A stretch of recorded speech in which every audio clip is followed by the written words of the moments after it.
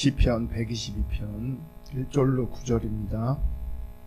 우리 한 목소리로 읽겠습니다. 사람이 내게 말하기를 여호와의 집에 올라가자 할 때에 내가 기뻐하였도다. 예루살렘아 우리 발이 내 성문 안에 섰도다. 예루살렘아 너는 잘 짜여진 성읍과 같이 건설되었도다.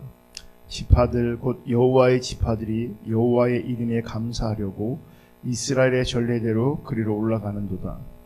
거기에 심판의 보좌를 두셨으니 곧 다윗의 집의 보좌로다. 예루살렘을 위하여 평안을 구하라. 예루살렘을 사랑하는 자는 형통하리로다. 내 성 안에는 평안이 있고 내 궁중에는 형통함이 있을지어다. 내가 내 형제와 친구를 위하여 이지 말하리니 내 가운데 평안이 있을지어다. 여호와 우리 하나님의 집을 위하여 내가 너를 위하여 복을 구하리로다. 아멘. 오늘은 시편 122편을 잠깐 살펴보고 나누고 기도하겠습니다. 저는 개인적으로 제가 구약시대에 태어나지 않은 것에 참 감사할 때가 있습니다. 여러분, 우리는 구약시대를 살고 있는 게 아니라 우리는 지금 신약시대를 살고 있습니다.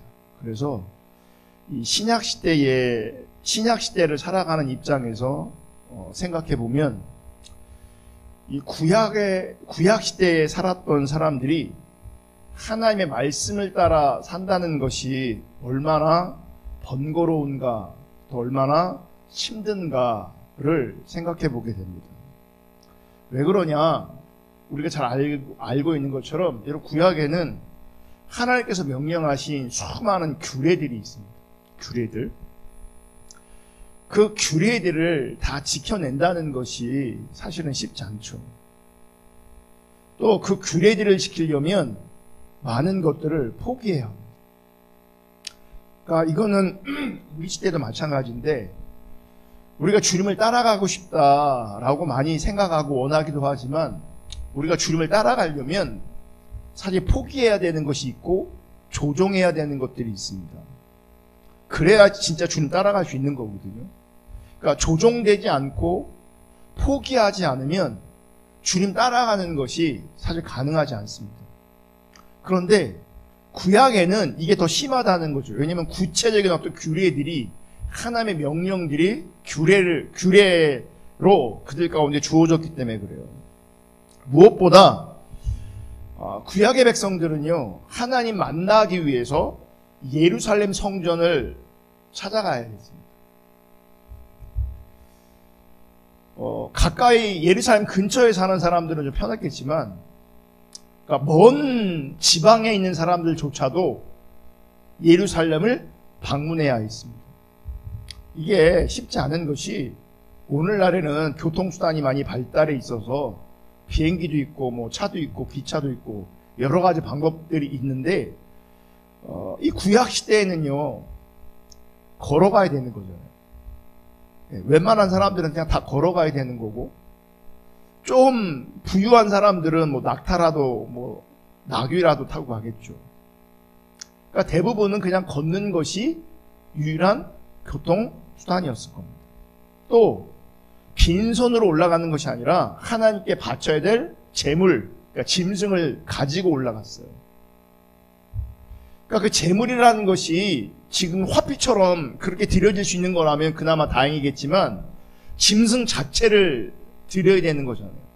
그러니까 하나님께 나아간다라고 하는 것 자체가 엄청난 번거로움이고 수고를 동반해야 되는 겁니다. 그러니까 힘들겠죠, 당연히. 그러니까 처음에는 다 짐승 끌고 가고 하다가 이게 너무너무 힘드니까 좀 바뀐 게 뭐예요? 그래서 성전 안에 짐승 파는 사람들, 돈 바꿔주는 사람들이 생긴 거잖아요. 근데 처음부터 그런 게 아니라고요. 처음에는 걸어가야 되고, 처음에는 짐승 가지고 가야 되는 거죠. 이렇게 하나님께 나아가는 것을 1년에 3번, 그러니까 무교절, 맥주절, 수장절, 그렇게 했어요. 여러분, 만약 우리가 이런 방식으로 신앙생활을 한다면 우리는 어떻게 반응할까? 제가 대전에 와서 참 놀란 게, 그러니까 저 수도권에 살다가 수도권에 있는 사람들은요, 뭐 1시간, 2시간, 이거는 그냥 다 기본이에요. 출퇴근 시간도 그렇고, 교회 가는 것도 그렇고, 학교를 가는 것도 그렇고, 1시간, 1시간만, 2시간, 이건 뭐 거의 기본이거든요. 그리고 치열하게 그런 삶의 현장으로 다 나아가거든요. 근데 대전 와서 놀란 게 30분도 멀대. 멀대요. 그러니까 30분도 먼 사람들이 서울에 가서 예배를 드려야 된다. 그것도 걸어가야 된다. 그것도 짐승을 데리고 가야 된다. 라고 한다면, 그러니까 이런 방식의 신앙생활을 요구한다면 사람들이 어떻게 반응할까? 어떤 사람들은요, 너무 번거롭고 너무 힘들어서 믿음을, 신앙생활을 포기할 수도 있습니다. 그런 점에서 보면 구약시대를 살았던, 구약시대에 신앙생활 했던 사람들이 정말 대단한 거죠. 그러니까 예루살렘 성전으로 가야 하는 날이 되면, 그러니까 여러 날을, 어떤 사람들 정말 여러 날을 고생하면서 걸어가야 되잖아요. 그 고생길을 생각하면 불평할 수도 있잖아요. 또 그렇게 힘들게 고생해서 예루살렘 성전에 방문해서 제사를 드렸을 때 그로 말미암아 뭐 복이 주어지고 성통케 되어지고 문제가 해결되어지고 환경이 좋아지는 역사가 있다라고 한다면 그 고생 분명히 감내할 수 있지만, 사실은 그런 게 뭐 그런 복, 뭐 그런 뭐 형통, 소위 말하는 그런 은혜가 매번 있는 건 아니잖아요. 그런데도 하나님께서 명령하신 날이 되면 그들은 예루살렘에 가야 했어요. 그러니까 그날이 가까우면 마음이 힘들 수도 있는데, 불편해질 수 있는데, 오늘 본문에 보면 이렇게 말하고 있어요. 1절에. 1절. 사람이 내게 말하기를 여호와의 집에 올라가자 할 때에 내가 기뻐하였도다. 그러니까 이 1절의 말씀이 제가 지금 설명한 여호와의 성전에 올라가는 순례자의 노래인 거지요. 그러니까 여호와의 집에 올라가자 할 때 뭐 했다고요? 내가 기뻐했대요. 기뻐했대요. 그러니까 지금 시편 저자는, 그리고 이 시대에 살았던 어떤 사람들은 예루살렘 성전에 올라가 하나님께 나아가게 된 것이 그들에게는 큰 기쁨이었고 큰 감격이었다는 겁니다. 그런데 우리가 이런 지금 시편 기자가 고백하고 있는 그 기쁨과 그 감격을 공감할 수 있을까? 우리는 공감을 못하죠. 왜냐하면 시대가 다르니까, 상황이 다르니까. 그러니까 우리에게 예루살렘은 그렇게 큰 의미가 없어요. 또 그 당시에는 성전이 있었지만 지금은 성전이 존재하지도 않아요. 만약에 구약시대 그 성전이 예루살렘에 그대로 보존되어 있다, 구약의 방식으로 여전히 제사 드리고 있다, 지성소가 있다 라고 한다면 우리도 예루살렘에 대한 반응이 뜨거울 수도 있어요. 그러니까 예루살렘을 찾아 방문하는 것이 하나님께 나아가는 것으로, 또 하나님 만나는 것으로 실감할 수 있겠죠. 그런데 이건 그냥 종교적인 상상일 뿐 전혀 실제이지 않잖아요. 그리고 하나님은 어떤 지역이나 어떤 건물에 갇혀 계신 분이 아니잖아요. 자, 6절, 7절 보면 이렇게 노래하세요. 이렇게 노래하고 있어요. 6절, 7절. 예루살렘을 위하여 평안을 구하라. 예루살렘을 사랑하는 자는 형통하리로다. 내 성 안에는 평안이 있고 내 궁중에는 형통함이 있을지어다. 자, 말씀을 보면 오늘 시편 저자는 예루살렘에서 평화, 평안, 성경은 평안이라고 되어 있는데 이게 샬롬이에요. 그러니까 평안으로 번역해도 되고 평화로 번역해도 됩니다. 어쨌든 예루살렘에서 뭘 경험했냐면 평화, 평안을 경험한 것이 분명합니다. 그리고 이 평화가 여러분 신자가 하나님과의 관계에서 경험해야 될 아주 중요한 내용, 아주 중요한 요소라는 겁니다. 평안이. 그럼 우리는 오늘 시편 기자가 예루살렘의 순례길에서 경험한 그 평화를 어떻게 배우고 어떻게 알 수 있을까? 그 평화가 우리에게는 어떻게 실제될 수 있을까? 먼저 우리가 알아야 될 것은요, 예루살렘의 이 평화는 대립과 싸움이 없는 상태를 말하고 있는 게 아니라는 겁니다. 우리는 평안하면 갈등이 없고 대립이 없고 싸움이 없는 것으로 이해하잖아요. 근데 성경이 말하는 그 평화는 이제 그런 의미가 아니라는 거예요. 왜 그러냐? 여러분, 이스라엘의 특별히 그 예루살렘, 그러니까 대립이 없고 갈등이 없고 싸움이 없는 이런 평화는 이스라엘이 가나안 땅에 들어오면서부터 가능하지 않았어요.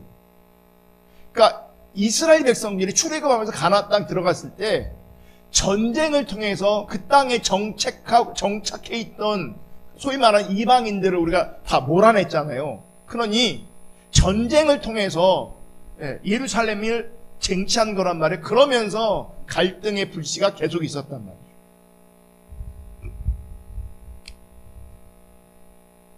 지금도 보세요. 요즘에 뉴스 보면 이스라엘과 팔레스타인이 전쟁하고 있잖아요. 지금 전쟁 중이에요. 특별히 이스라엘이 공격해서 팔레스타인 그 무고한 민간인들이 많이 죽어서 이 세계에서 그 많은 나라들이 이스라엘을 이제 뭐라고 하고, 그래서 이스라엘의 이미지가 구겨지고 그런 일이 있는데, 여러분 잘 보세요. 우리네 인생에 우리가 바라는 대립이 없다, 갈등이 없다, 이런 평화는 없습니다. 우리 인생에. 그럼 오늘 시편 저자가 말하고 있는 평화는 뭘까? 오늘 본문을 잘 보셔야 되는데, 사실 코로나 시국을 겪으면서 기독교가 욕을 많이 먹었는데, 사실은 웬만한 보편적인 기독교는 그렇게 탈이 나지 않았거든요. 그렇게 사고치지 않았는데, 특별히 사고친 기독교 교회들이 드러났어요. 처음에는 이단인 신천지가 드러났고, 그러면서 정광훈 목사로 이게 명명되어지는 그런 부류의 사람들. 그러니까 그분들의 신앙관이 뭔지 아세요? 이 근본주의예요. 근본주의라고 해요. 근본주의. 또 이제 사고를 친 사람들이 어떤 사람들이냐면 세대주의 종말론을 가진 사람들이에요. 세대주의 종말론. 또 어떤 사람들이 사고를 또 많이 치고 있냐면 그 세대주의 종말론을 추구하면서 어떤 성령의 역사, 이걸 추구하는 사람들이 이제 신비주의적 경향성이 많이 있거든요. 제가 볼 때 이 세 부류의 사람들이 이런 신앙관을 가지고 있는 부류의 공동체가 이번에 사고를 많이 쳤어요. 근본주의, 세대주의적 종말론, 거기다 은사주의. 그런데 여기에 있는 사람들의 특징이 뭔지 아세요? 예루살렘, 이스라엘의 회복을 주장하는 사람들. 그래서 문자적으로 예루살렘이 회복돼야 된다. 이스라엘이 회복돼야 된다. 그래야 주님이 오신다. 이게 세대주의적 종말론이 기초하고 있는 거거든요. 그러니까 그런 사람들이 오늘 본문을 보면, 그러니까 예루살렘을 내 평안을 구해라. 예루살렘을 사랑하는 자는 형통한다라고 했을 때 이런 말씀들을 문자 그대로 받아서 이스라엘을 회복해야 되고 예루살렘을 축복해야 된다. 그래야 우리가 복을 받고 우리가 형통해야 된다. 이런 신앙관을 이제 가르치고 또 믿어요, 실제로. 잘 들으세요. 근본주의, 세대주의적 종말론, 플러스 이제 은사주의까지 치면 이게 신사도 계열의 이제 그 공동체, 교회거든요.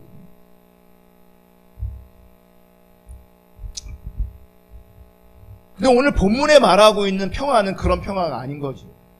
여러분, 오늘 본문에 나오는 평화는 그 당시 성전을 배경으로 해서 우리가 이해해야 되는 겁니다.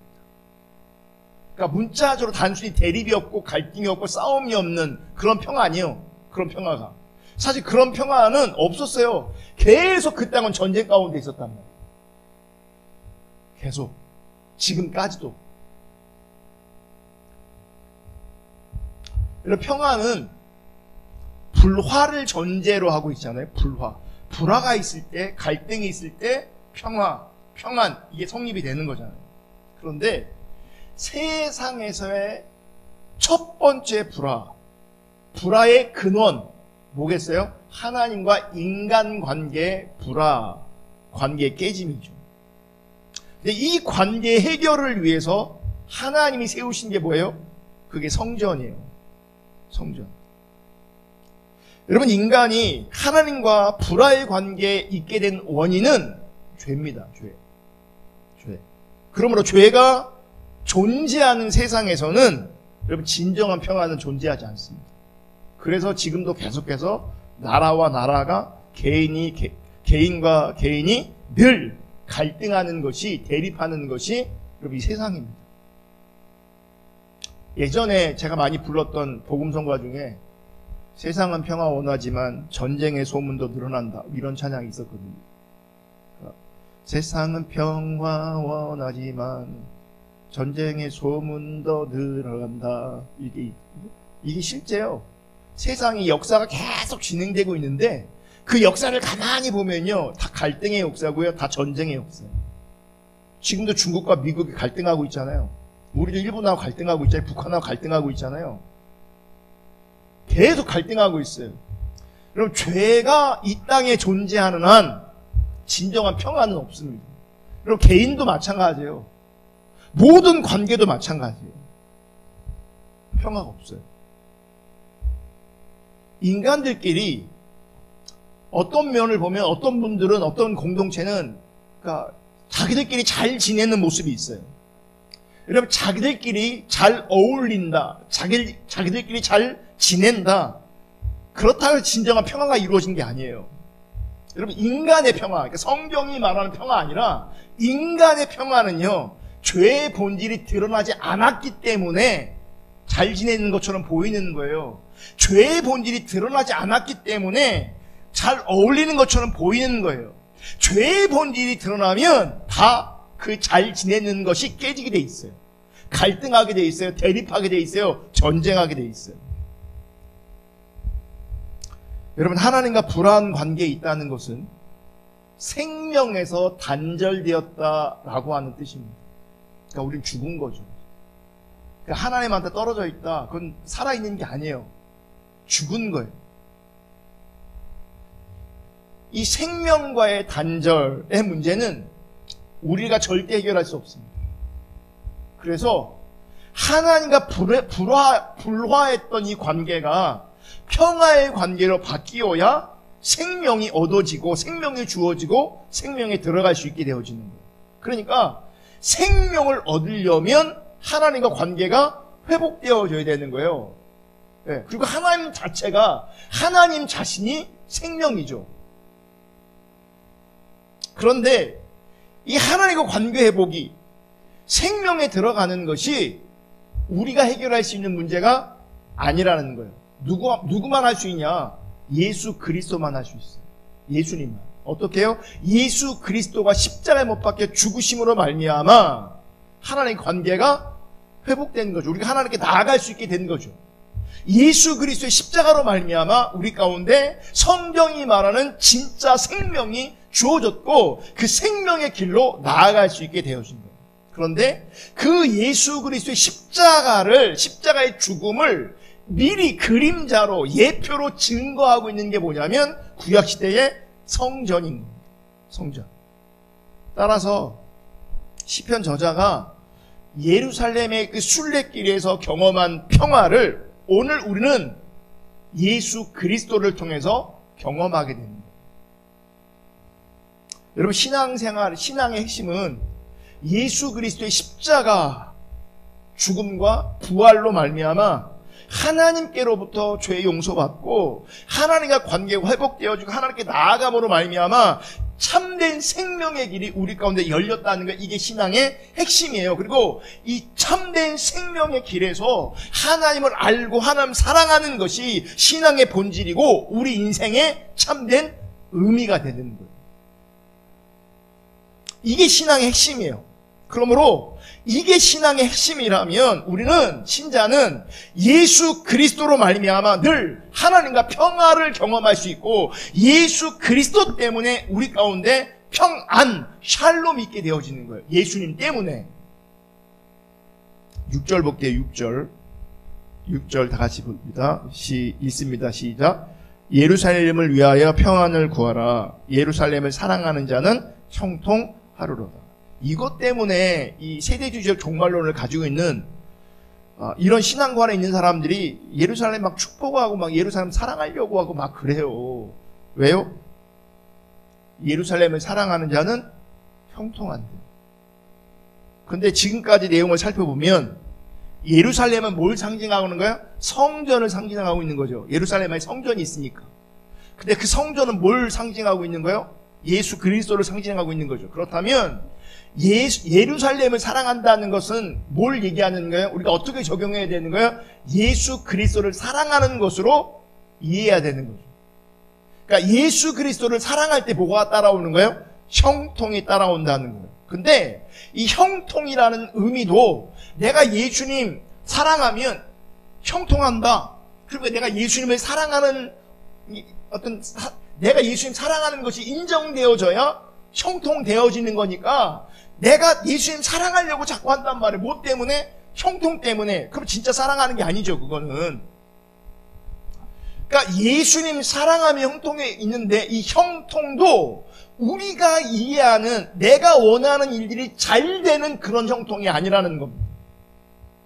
내 뜻대로 어떤 일들이 잘 되어지는 형통을 말하는 게 아니라는 거예요. 그럼 성경이 말하는 형통이 뭐냐? 예루살렘, 이스라엘 백성들을 예루살렘으로 인도하신, 그래서 하나님의 뜻을 이루어 가시는 그것을 형통이라고 말하는 거예요. 아멘. 그래서 그 형통은 어떻게 열매를 맺는 겁니까? 하나님의 그들을 인도하셔서 하나님과 화평의 관계로 나아가는, 하나님과 화평함으로 말미암아 생명의 길로 가는, 그게 형통이 있는 거예요. 그게. 여러분, 우리도 하나님이 예수 그리스도를 우리 가운데 보내신 뜻이 있잖아요. 그거는 죄 가운데 있는 우리를, 죄의 싹신 사망에서 우리를 구출하시고 생명에 속한 자가 되게 하시려고 하나님이 예수를 보내신 거잖아요. 따라서 우리가 예수 그리스도로 말미암아 생명의 길을 가고 있다면 그럼 그것 자체가 형통인 거예요. 예수를 사랑함으로 형통이 주어지는, 예수를 믿음으로 예수와 함께함으로 형통이 주어지는, 왜요? 생명의 길을 가고 있기 때문에 그래요. 그래서 우리가 신앙의 본질의 길로 나아가고 있다면, 그 길 가운데 그 길을 따라가고 있다면 그것 자체가 하나님 관점에서는 형통인 거예요. 이러한 형통이 예루살렘을 사랑하는 자에게, 즉 예수를 사랑하는 자에게 이 형통이 주어지는 거예요. 우리가 예수를 사랑할 때 생명의 길을 갈 수 있어요. 예수를 사랑할 때 좁은 길을 갈 수 있어요. 예수를 사랑할 때 신앙의 본질의 길을 갈 수 있어요. 그게 형통이에요.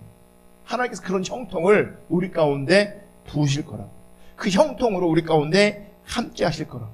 아멘. 그러므로 예루살렘의 평안을 배우기 위해서는, 예루살렘의 샬롬 평화를 배우기 위해서는 하나님과 관계가 깨진, 하나님과 불화하게 된 인간의 죄를 결코 간과해서는 안 됩니다.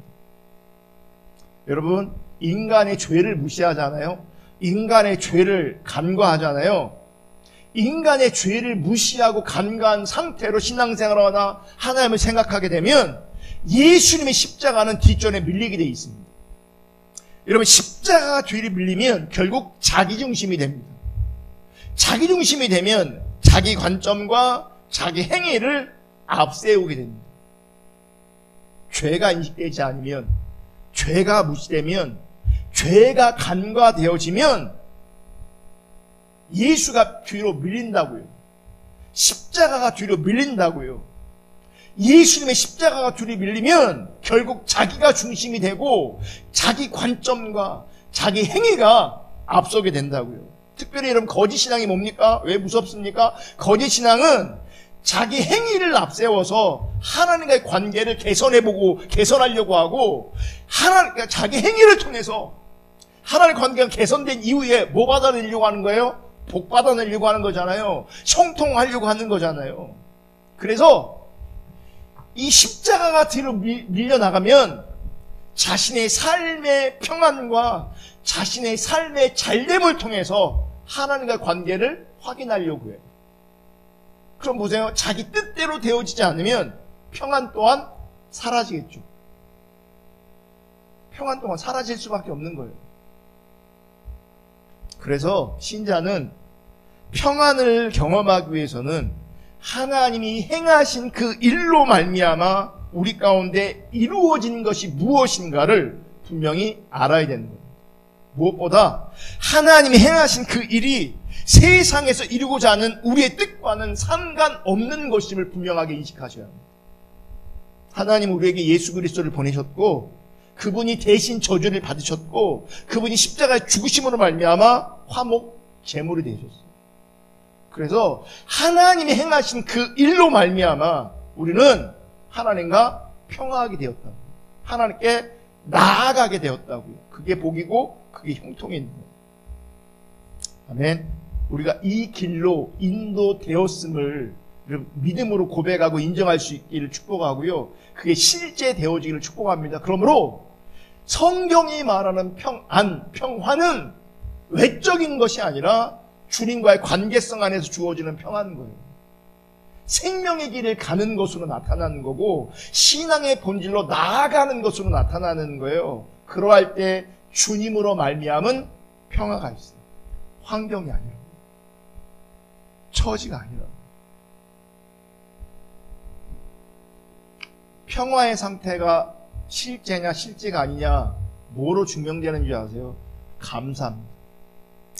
내게 주님과의 관계가 회복되어지고 그래서 그 평안이 실제 되어질 때 당연히 뭐가 나오겠어요? 감사가 나오는 거예요.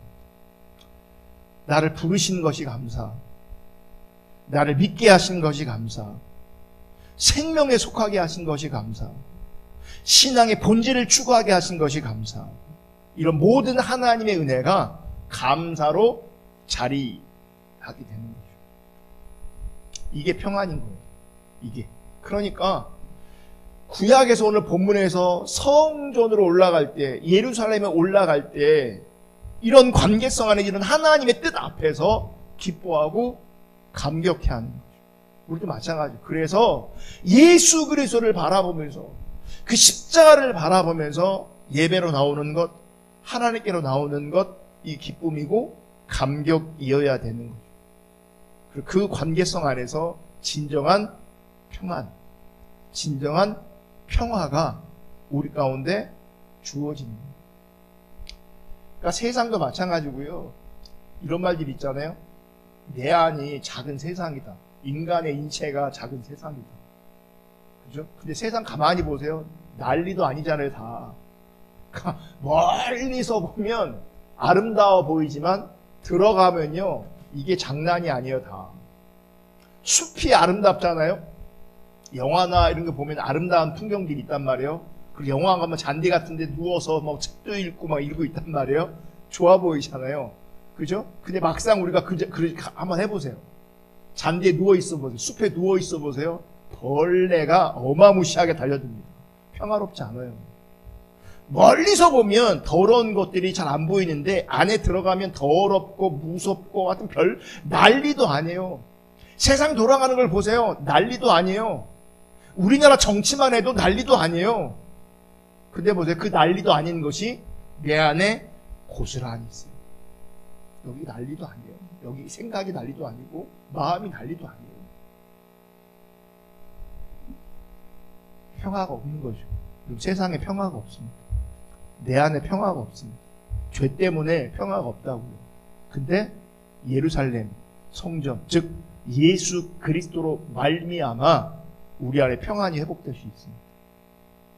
그 예수로 말미암은 그 평안이 증거되어져야 됩니다. 그런 은혜가 우리 가운데 있기를 주님의 이름으로 축복합니다. 예수님 때문에, 그리스도 때문에 평화할 수 있는, 평안할 수 있는 그런 저와 여러분 될 수 있기를 주님의 이름으로 축복합니다. 아멘. 기도하겠습니다.